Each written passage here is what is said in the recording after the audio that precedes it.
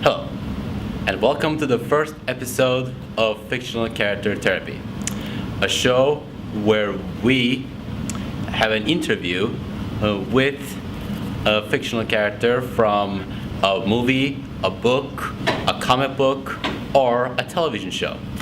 I'm your host, Dr. Walker, and it's my great pleasure to introduce you to our very first guest, the Merc with a mouth, Deadpool.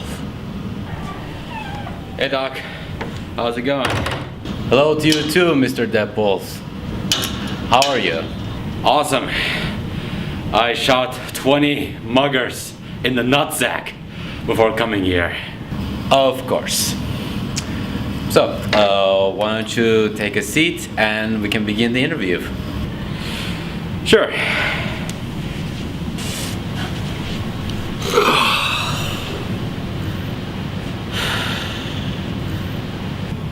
Our voices sound eerily similar to each other. Well, that's because we're played by the same douchebag who wrote the screenplay for this video.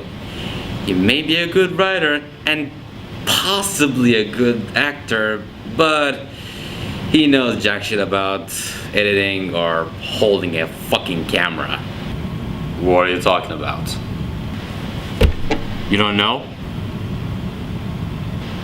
Oh, that's right. You're not that kind of character. What character? You know what? Just forget everything I said. I was just spilling out bullshit. Our voices are alike because I'm using the same voice modulator that Ben Affleck uses in BVS and Justice League. The only difference is that Affleck uses that modulator to make his voice similar to Batman and earn critical praise, while I use it to annoy the shit out of you. Okay, I can believe that. Awesome. Now, can we please start this interview already so that I can go back to my hot girlfriend that I've been missing since 8 a.m.? 8 fucking a.m.? Alright. We're starting right now. So, let's begin with your childhood. Boring. Next subject. Boring? Your childhood was boring? Yeah. Here's a quick summary. My dad left the house before I was conceived. I was molested by my uncle. And I watched one of my birthdays from a closet that also served as my bedroom. Wow. That sounds really interesting. Not to me. I never look at the past. You know why?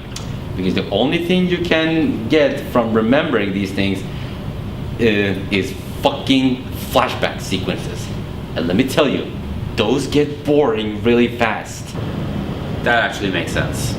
I mean, how many times are we going to see a kid watching his parents die, or an ancient evil returning from a prison in the middle of a fantasy story?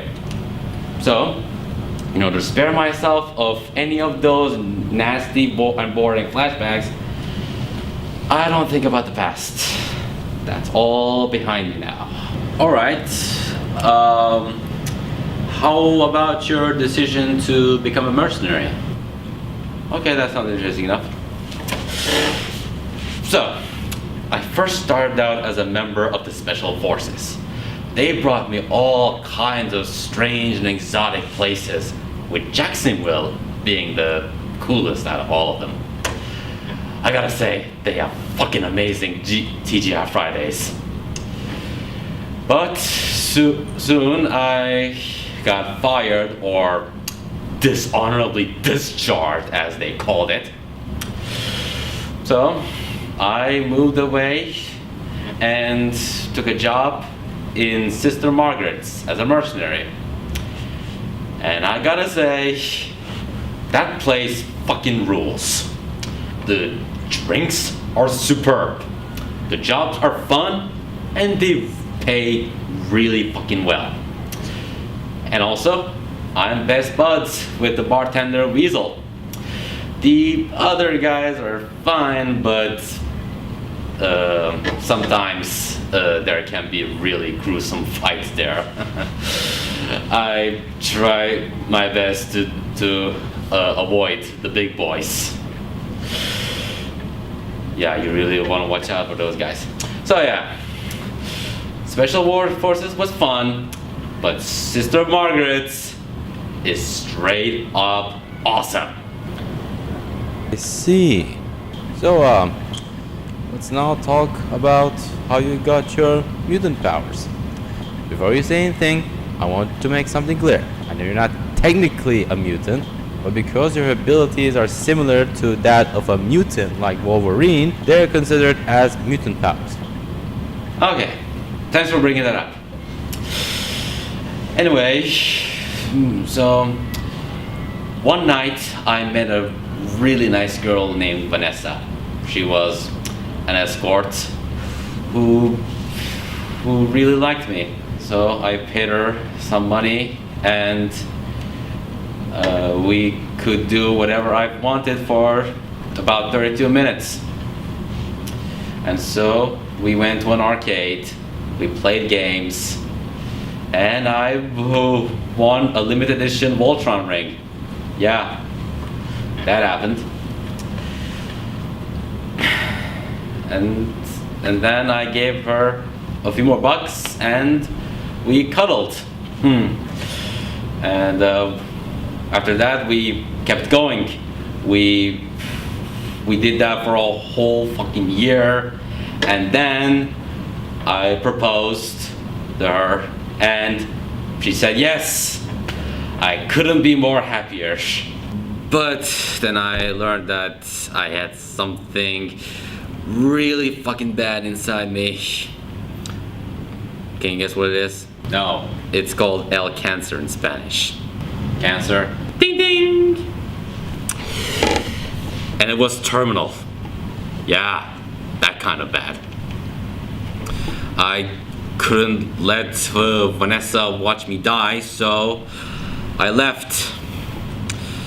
And shortly after that, I was found by a big asshole named Jarrett, a real Agent Smith kind of guy.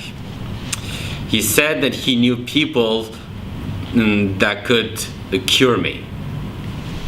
Yeah, they could actually fix me. So out of desperation, I said yes. But then I met the biggest asshole of all time, and his name was Francis. He gave me a serum and then subjected me to round-the-clock torture in order to activate any mutant gene dormant inside my body. And it worked. I got the ability to heal from any injury and any sickness. So I basically got the cure for everything. But it came at a terrible cost. My face. It got fucking ruined. It turned into a rotten testicle. You wanna see it? Not really, no. Good. Because if you did, your entire breakfast, lunch, and dinner will be all over the table by now. And trust me, none of you want to see this. Anyway, Francis said he could cure me, but then proved that he's the biggest asshole of all time by not giving me the cure. But then I escaped the mutant factory and decided to hunt him down until he gave me the cure. So I began tracking down his goons, killing them off, and interrogating them brutally. Finally found Jarrett, who showed that he was a smarter guy by giving me an exact location. And I repaid that kindness by doing to him something that was more unnecessarily brutal than anything Ben Affleck did in BVS. After that, I found Francis, beat the crap out of him, and I was this close to getting him to tell me the cure. But then I was stopped by a huge guy with a chrome scrotum named Colossus and a Sinead O'Connor looking kind of girl named Negasonic Teenage Warhead, I guess. Yeah, that was her name, yeah. Anyway, they distracted me long enough for Francis to get away. And I was so fucking pissed that I broke every single limb of mine trying to hurt Colossus. They decided to take me to either Picard from Star Trek or that split personality guy from the last Shyamalan movie. But I escaped by using the 127-hour trick. However, Francis soon contacted me and said that he had my girl. So I talked to the chrome scrotum guy and Sinead Jr. again and asked for their help in exchange for considering that I joined their mutant boy band called the X-Men or something. And while they dealt with Francis' stupidly overpowered henchwoman, I slaughtered every single remaining goon and once again beat the crap out of Francis. But then he gave me a burn that was even hotter than Storm in the last Bond movie starring Pierce Brosnan. Can you guess what it is? There's no cure? Yes! There's no fucking cure! Which means I'm stuck looking like a rotten testicle until the end of time. Whew. I was so pissed that I didn't even listen to half of Colossus' bullshit speech about being a hero and shot Francis in the face right there. But my anger was only matched by Vanessa's anger for leaving her behind. I explained what was going on and removed my mask so that she could see what a motherfucking freak that I've become. She, of course, understood and said that after a shit ton of drinks that we could finally cull again. Anyway, after that, the Colossus and Sinead left, saying that they will one day make an X-Men out of me, which is such bullshit, let me tell you. And then I played Wham to her. Remember Wham? That really famous song? I'm sure you've heard of it. And that is the end. Wow, that was quite a story.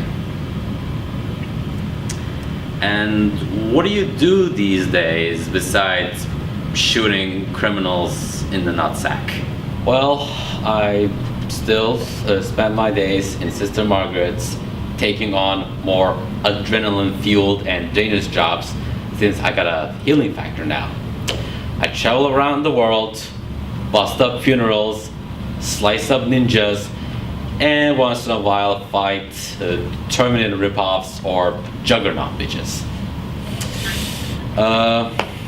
And during my free time, I have a drink with friends and family in the bar or have sex with Vanessa.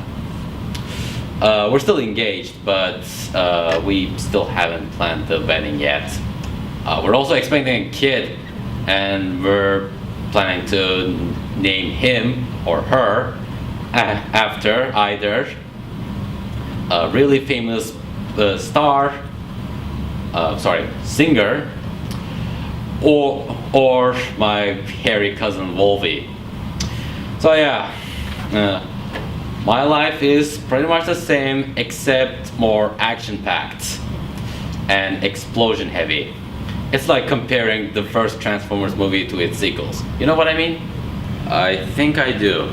Well, Mr. Deadpool, after listening to your story, I came to the conclusion that you're both morally good and criminally insane at the same time. While you do really sweet things like cuddling with your girlfriend for a whole year and saving her from C-list supervillains, you also engage in extremely disturbing activities, such as turning people into kebabs and shooting their private parts.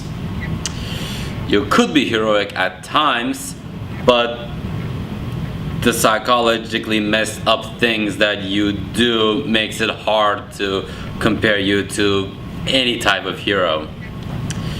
You yourself don't appreciate being called a superhero and reject any offer to join a superhero team because you think that superheroes are too family friendly. Moreover, you seem to have a weird obsession with pop culture as you reference various events and trends in pop culture related media. You also use them to describe people and events around you and make jokes about them. Finally, you constantly crack jokes about people and situations because you know that your healing factor can get you out of any danger. You see no real stakes in anything and don't take them seriously at all. My advice to you is that you shouldn't rely too much on your healing factor. And you also shouldn't focus too much on making pop culture jokes. Because while you're certain that you can survive anything with your healing factor, that you can spend a whole fight making jokes and engaging in combat only a few times.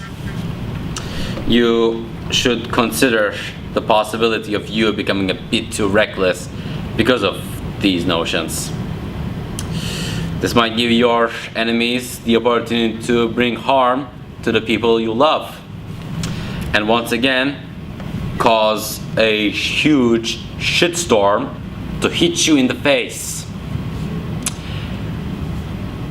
Do I make myself clear? From this day on, I solemnly swear to be stronger, faster, and cover myself with the blood and guts of my fallen enemies, so that they know, their friends know, that I ain't fucking around. Thank you, Doc. You're welcome. Before you go, would you like to say something to the audience? Oh, sure. Happy birthday to me, folks. Wait, today's your birthday? Yeah. It's my 28th anniversary since my debut in the Marvel Comics. Well, in that case, congratulations, I guess. I didn't know you were 28 years old. Really? How old do you think I am? 38? Actually, yeah, I thought you were 38. Oh, you're done fucked up, shitface.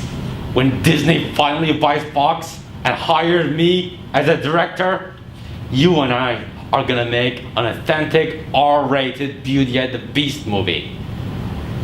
Guess which character I'm gonna make you play? Gaston? No, I'll be playing the Gaston. You are gonna play the Beast. And we're gonna make every drop of blood real. It's gonna be your blood when I drive my sword through your motherfucking heart. Oh, and you thinking that I can't possibly play Gaston? Well, I've been taking some singing lessons. No one hits like Gaston, matches wits like Gaston in a spitting match. Nobody spits like Gaston. I'm especially good at extrapolating my water guy like Gaston.